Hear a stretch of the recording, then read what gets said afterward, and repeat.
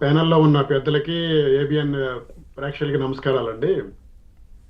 మీరు అన్నదానికి ముందు సిగ్గులేని ముఖానికి నవ్వే సింగారం అన్నట్టు ఆయనకి ఎన్ని చేసినా సిగ్గు లేదు ఆయనకి, జగన్మోహన్ రెడ్డి గారికి. సన్మానం అంటే ఆల్రెడీ 2024 జూన్ 4వ తారీఖున ఆంధ్రప్రదేశ్ ప్రజలు పెద్ద సన్మానం చేశారు. అయినా ఇంక సిగ్గు రాలేదు ఆయనకి ఇప్పటికి కూడా. అర్థమైందండి. ఇప్పుడు ఆయనకి సాల్వాలు కావాలి, సన్మానాలు కావాలి ఇంకా ఆయనకి. కాబట్టి ఆ సాల్వాలు సన్మానాలు సిద్ధంగా ఉన్నాయి. అది సిబిఐ చేస్తుందా లేకపోతే అమెరికా తీసుకెళ్లి ఎఫ్ఐఆర్ చేస్తుందో చూద్దాం. దాన్ని కూడా కొద్ది రోజులు వెయిట్ చేయాలి అందరికి. ఒక్కొక్కరికి ఇప్పుడు జరుగుతున్నాయి కదా కొత్త భాష చెప్పారు, ఏదో బైడెన్ కేసు అంటున్నారు, ఇంకేదో చెప్పి కొత్త భాష చెప్పారు. చెప్పిన వినో ఉంటది ఒక సామెత, వినోవాడు వెర్రివాడు అయితే చెప్పేవాడు వేదాంత అన్నట్టు ఏవో చెప్తాడులేండి ఆయన. ఆయనకి ఇప్పుడే పని చేయట్లేదు ఆయనకి. కాబట్టి ఆయనకున్న మొదటి నుంచి ఆయన చెప్పిన ఎప్పుడే చదివాను మీరు డిబేట్ స్టార్ట్ అయిన తర్వాతే ఆయన ప్రతి ఒక్కటి అప్పుడు ఈ అసెంబ్లీలోనే చాలా గోల చేశాడండి. గత 2014-19 ప్రభుత్వం తప్పుడు ఒప్పందాలు కుదుర్చుకుంది, విద్యుత్ కొనుగోలు అని చెప్పేసి ఎంత గోల్ చేశాడు. 2-3 రోజులు డిబేట్ జరిగింది వీటిపైన. ఇప్పుడు ఈయన చేసింది ఏంటండి, ఈయనకి ప్రతి ఒక్కటి సొంత రాష్ట్రంలో ఏది ఇష్టం ఉండదండి. ఈయన నివాసం బెంగళూరు, లోటస్ పాండ్, లేదా ఈయన ఒప్పందాలు విజయ పాలు ఉంది. ఎవరితో ఒప్పందం పెట్టుకున్నాడు, ఎవరికి ఇచ్చాడండి? అమూల్కి ఇచ్చాడు, గుజరాత్ వాళ్ళకి. ఇక్కడ అంటే మన దగ్గర విద్యుత్ సంస్థలు లేవా, థర్మల్ లేవా, హైడల్ లేవా, పవన్ విద్యుత్ లేదా? గ్రీన్ ఎనర్జీ కార్పొరేషన్ చేస్తాయి. దీనికంటే తక్కువకి ఇస్తామండి, ఎందుకు రద్దు చేసుకున్నాడు? ఆయన చెప్పినట్టు ఆ సరస్వతి సాండూరు నుంచే దాన్ని విస్తరించి దాని నుంచే నీవు ఈ రాష్ట్రానికి ఇవ్వచ్చు కదా ఉచితంగా విద్యుత్, మీ నాన్న చెప్పే ఆ స్లోగాన్తో.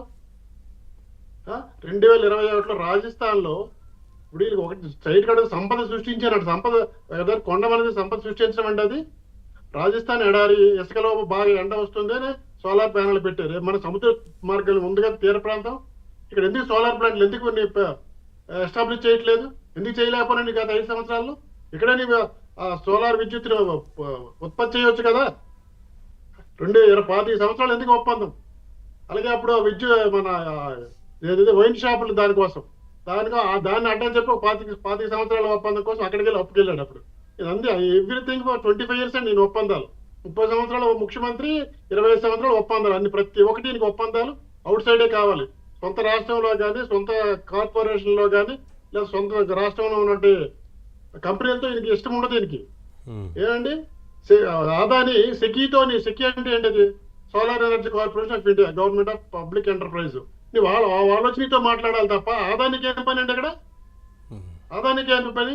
సెకీ ఎవరి దగ్గర కొంటది, అది ఆదాని కాడా ఇంకోటి కొంటది. నీ సెకీతో మాట్లాడు. ఆదాని నీకు ఎందుకు వచ్చి మాట్లాడుతాడు? నీతో ఆదానితో నీకు ఎందుకు మాట్లాడవలసి వచ్చిన పరిస్థితి, అవసరం ఏమొచ్చింది? అజూర్ ఎందుకు పక్కకి వెళ్ళింది? దాన్ని కూడా బలవంతంగా 1750 కోట్లుగా చెప్తుంది. ఇదేనా ఇంకా ఎక్కువ ఉండొచ్చనా అంచనా? ఉంటా సార్, ఇంకా ఉంటుంది.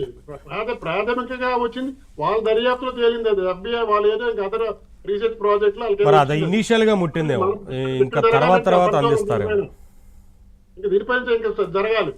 ఇప్పుడు ట్రాన్స్మిషన్ ఛార్జ్ ఫ్రీ అన్నాడు ఆయన.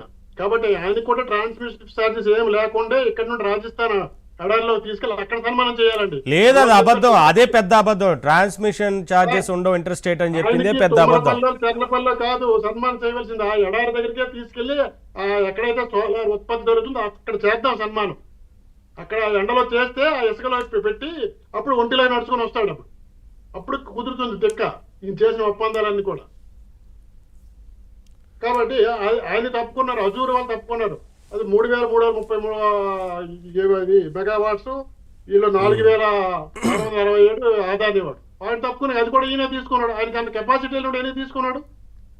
ఎందుకు తీసుకున్నాడు అండి? మన దగ్గర ఎనర్జీ ప్రొడక్షన్ పెట్టవచ్చు కదా.